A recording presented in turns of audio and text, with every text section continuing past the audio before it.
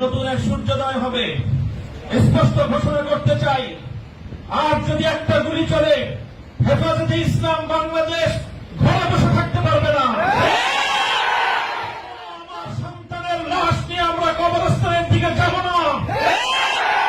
পরবর্তী সন্তানের লাশ কাঁধে আমির হেফাজত ইনশাআল্লাহ রাজপথে যখন নামবেন, টেকনাফ থেকে তেঁতুলিয়া পর্যন্ত পাক ভাঙ্গা সেই গণজোয়ার রুখে দেওয়ার সাধ্য কারো হবে না ইনশাআল্লাহ।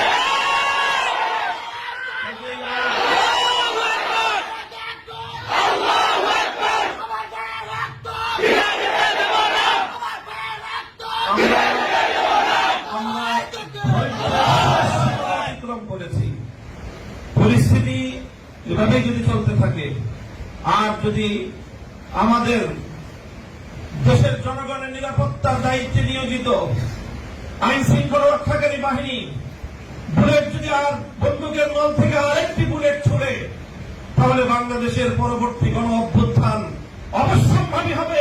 সে অভ্যুত্থান রুখে দিতে কেউ পারবে না। আমরা আল্লাহ পাক রব্বুল আলামিনের কাছে দোয়া করব, যারা বৈষম্যের বিরুদ্ধে জীবন দিয়েছে, অত্যাচারীর হাতে যাদের প্রাণ গিয়েছে, তারা নিঃসন্দেহে শাহাদাত বরণ করেছে। কাজে সেই শহীদদের আত্মার মাগফিরাত শুধু নয়, বরং শহীদদের শাহাদাতের কবুল হওয়ার জন্য আমরা দোয়া করবো আল্লাহর কাছে।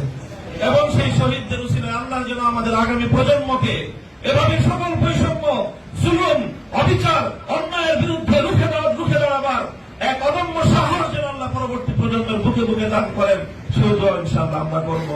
ওয়া আখিরু দাওয়ানা আলহামদুলিল্লাহি রাব্বিল আলামিন।